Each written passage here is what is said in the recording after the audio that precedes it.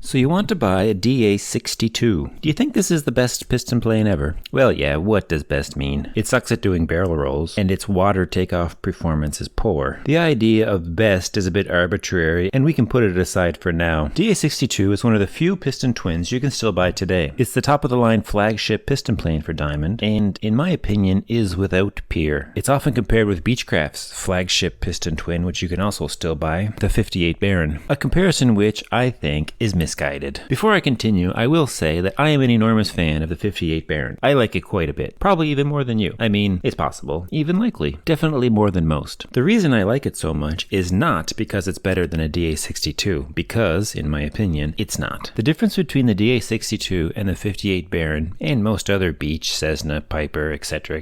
twins, is the same as the difference between any technology developed 70 years apart. A lot changes in that time. I'm not going to read off the extensive features list, because that would be boring as f***.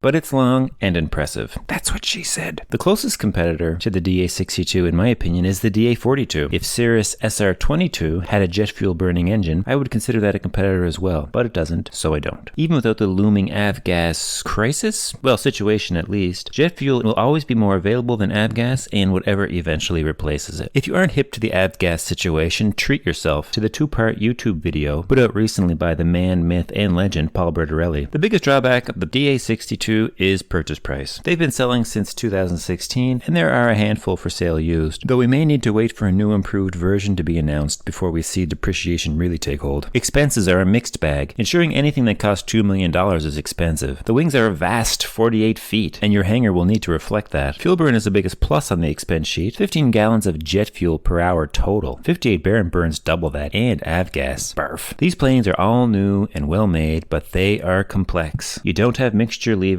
you don't have propeller levers. That's because there's little doodads inside somewhere doing that work for you, and those things need to be inspected and maintained. Now times that by a squillion other little doodads, and you've got your maintenance bills explained. Probably the biggest criticism I hear about the DA62 is why spend so much money to fly so slow and unpressurized? For that kind of money, I could buy all varieties of twin turboprops and even some older jets. And that is true. Now the counterpoint is usually the cost to operate. That's not going to do justice to how huge that price gap actually is. There are a whole pile of King Air 90s for sale at any time that you could buy and save over $1 million over a DA62. It would take a long time to see those savings eaten up by the difference in added cost. The truth is, not all of us can handle a 30-year-old King Air. Hey, speak for yourself. I know, we're all wonderful pilots. But how about this? It's unlikely that a lot of people would be insured on that legacy King Air. Whatever it takes to become and maintain proficient on a King Air, or especially an old small jet, is considerably more time consuming than on a Diamond twin. On top of that, those of us who have spent the time and energy to achieve the economic success required to enter this league of aviation, I haven't, may not be so excited about the stress and training requirements that take on a more serious airplane, especially in the later years when purchases of this scale are more possible. Pretty well anybody with a freshly stamped multi-engine certificate who can pass a medical can get insured on a DA62, and with it enjoy short runways, low sightseeing, and hyper-modern and safe luxury. I've said it before, I like Diamond. I think they know exactly what they're doing. Everybody gasped when they introduced a new piston twin twice in the past 20 years, but sales keep piling up, and I think there's a good reason why. That's the Diamond DA62. Thank you for watching, and see you in the next.